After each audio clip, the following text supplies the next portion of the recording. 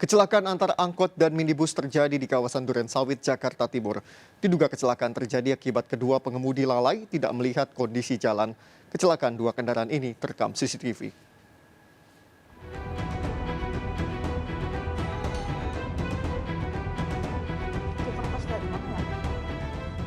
Kecelakaan dua kendaraan ini terjadi di Jalan Nusa Indah Raya, Durensawit, Jakarta Timur, terekam kamera CCTV dari salah satu rumah warga. Kecelakaan terjadi saat angkot jurusan Klender Rawamangun melintas menuju kawasan Pondokopi, menabrak minibus yang baru keluar dari Grang hingga terpental dan menabrak tiang listrik. Diduga kecelakaan ini terjadi akibat kedua kendaraan lalai hingga tidak melihat kondisi jalan.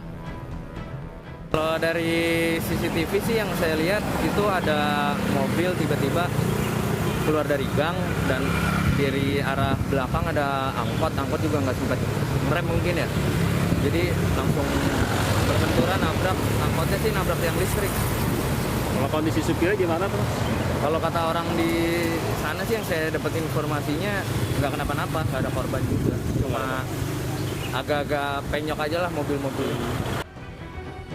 Akibat kejadian ini, dua kendaraan mengalami kerusakan. Sementara pengemudi angkot dipastikan selamat hanya mengalami luka-luka akibat benturan. Dari Jakarta, Rio Manik melaporkan. Sekelompok pemuda menganiaya satu keluarga di Bekasi, Jawa Barat. Ironis, otak penyerangan diduga teman korban saat dulu kuliah. Penganiayaan diduga dipicu utang 900 juta rupiah.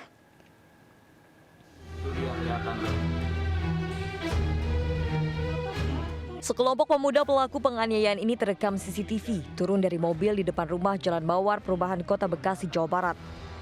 Para pelaku membawa senjata tajam dan senjata api menerobos masuk ke dalam rumah. Pelaku langsung menganiaya anggota keluarga menggunakan senjata tajam hingga salah satu korban terjatuh dan terluka. Pelaku juga membawa air cabai dan alat setrum untuk melumpuhkan korban. Yang mengejutkan keluarga, salah satu pelaku adalah teman korban saat dulu berkuliah bahkan sering main ke rumah. Keluarga menduga pelaku gelap mata lantaran tak bisa membayar utang 900 juta rupiah yang dipinjamnya untuk berbisnis tanah. Mereka satu kampus, kemudian mereka pernah kos bareng, satu kamar bareng-bareng, tidak dibelikan atau tidak diperjualbelikan tanah. Tapi dipakai untuk foya-foya sendiri sama dia dan teman-temannya. Nah, sehingga pada saat jatuh tempo harus bayar, tidak sanggup bayar. Akhirnya, tanda kutip, gelap mata. Bagaimana menyelesaikan masalah dengan cepat tanpa harus bayar. Kasus ini dalam penanganan Polsek Medan Satria dan Polres Metro Bekasi Kota. Dari Bekasi, Jawa Barat, Rahmat Hidayat melaporkan. 6 pelaku penganiayaan satu keluarga di Bekasi ditangkap. Pelaku berniat intimidasi korban lantaran kesal didesak korban untuk melunasi utang.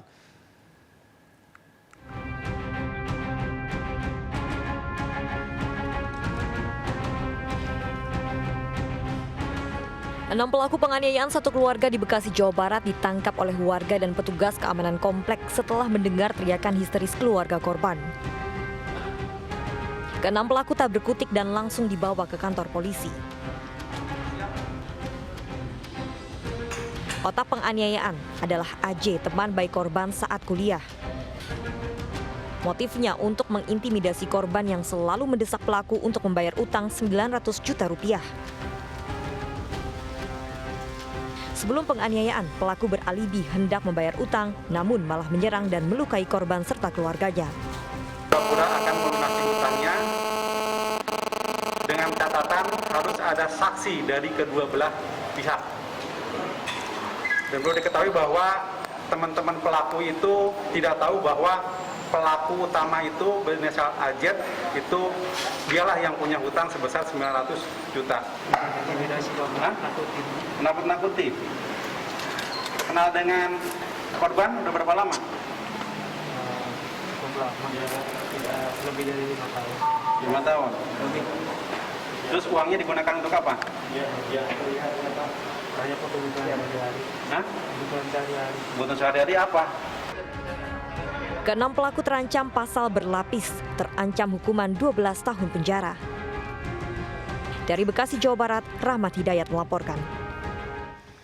Seorang pria ditemukan tewas tergeletak di kebun miliknya. Diduga korban tewas saat bercocok tanam. Keluarga korban menangis histeris.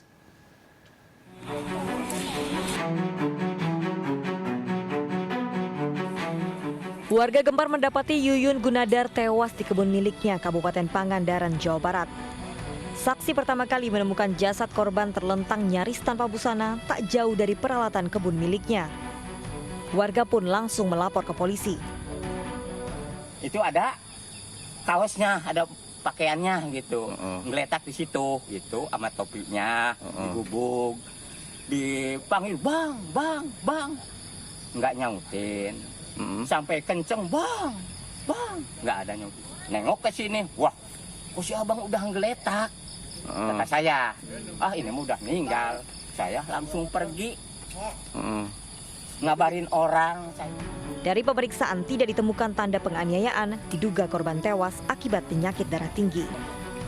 Hasil pemeriksaan dari tim medis atau dari dokter Puskesmas Sinangwangi ya, dan dilihat dari posisi korban tidak ada tanda-tanda penganiayaan, ya, tidak ada tanda-tanda penganiayaan. Korban tersebut mempunyai penyakit tensi atau darah tinggi. Korban langsung dibawa ke rumah duka dan dimakamkan. Dari Pangandaran, Jawa Barat, Irfan Ramdiansyah melaporkan. Dan di Saputra, anak yang diduga menjadi korban tumbal pesugihan di Goa, Sulawesi Selatan, saat dimakamkan wajahnya mengalami luka lebam. Kedua orang tua Dandi selama ini mempelajari ilmu hitam untuk mendapatkan kekayaan. Terungkapnya pesugihan perdukunan ini setelah adik Dandi matanya nyaris dicungkil kedua orang tuanya.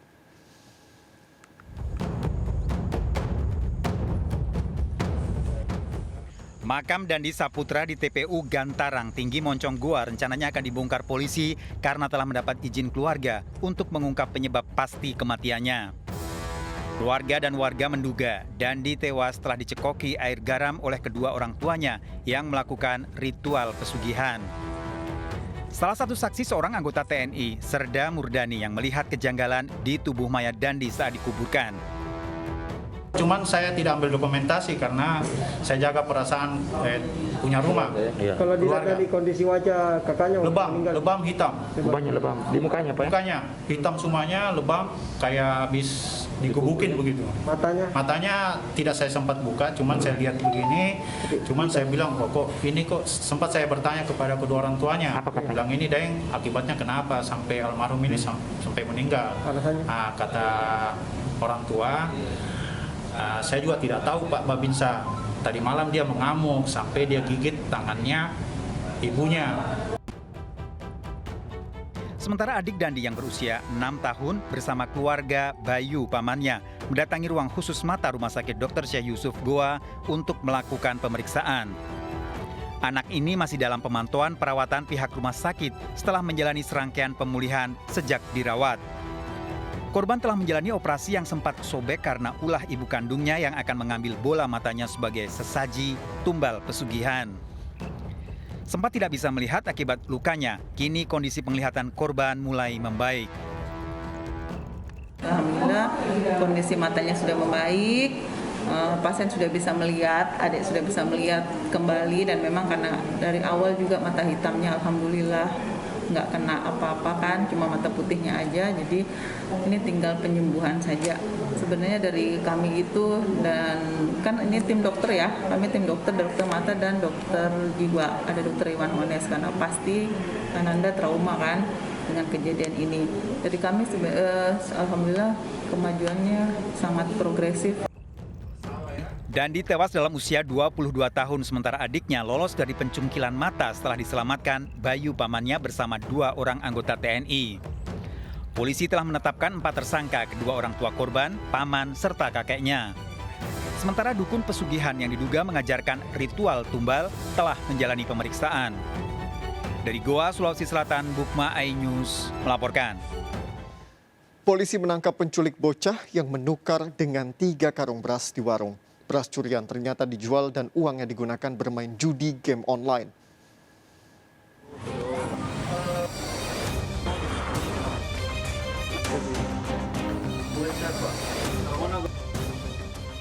Kurang dari 1 minggu, polisi membekuk penculik bocah 10 tahun yang menukarnya dengan 3 karung beras di toko kelontong Jalan Pelita Raya, Kota Makassar, Sulawesi Selatan.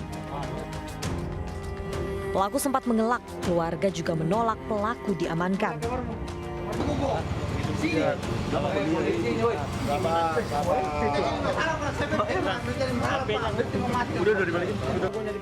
Namun, polisi tetap menangkapnya setelah menunjukkan sejumlah barang bukti.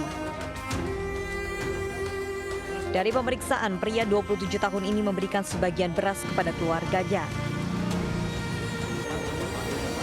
Sisa beras dijual dan uangnya digunakan bermain judi game online. Pelaku terancam hukuman 15 tahun penjara. Motif penculikan ini, pelaku melakukan ataupun melakukan bujuk rayu terhadap korban dengan diiming-imingi uang 20.000. Modusnya untuk dikonsumsi dan dijual. Jadi keterangan dari tersangka, uang beras yang diambil itu dikonsumsi dan dijual untuk modal bermain game online. Korban saat itu bermain di pasar dekat rumah, didatangi pelaku yang mengiming-iminginya uang jajan Rp20.000. Korban yang tergiur dibonceng motor pergi bersama pelaku diajak ke toko kelontong. Pelaku lalu membeli 3 karung beras dan meninggalkan bocah 10 tahun tersebut di toko, berdalih pulang untuk mengambil uang. Pemilik toko baru menyadari kejanggalan setelah korban terus menangis. Kini polisi mendalami apakah ada lokasi penculikan lain dengan modus yang sama. Dari Makassar, Sulawesi Selatan, Tim Liputan iNews melaporkan. Pencurian 3 motor dalam satu malam di lokasi yang sama terjadi di Sidoarjo, Jawa Timur. Komplotan pelaku beraksi dengan modus pura-pura menjadi penghuni kos baru. Aksi para pelaku terekam CCTV.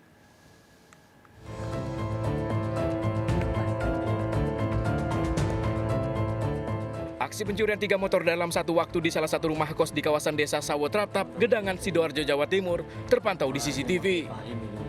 5 pelaku beraksi dengan berkomplot hanya dalam hitungan menit. Saksi korban menyebut aksi pencurian dilakukan oleh penghuni kos baru. Sebelum melakukan aksinya, para pelaku ini pura-pura menjadi penghuni kos baru dan langsung membayar uang kos selama 1 bulan penuh. Para pelaku melancarkan aksinya pada dini hari saat penghuni kos lain tengah beristirahat. Mario 2, Scoopy 1. Kabarnya dia sebelumnya modusnya kos, siang tuh kos, bayar 600, ditanyai KTP katanya besok pagi, ternyata malamnya sudah. Itu kejadian itu.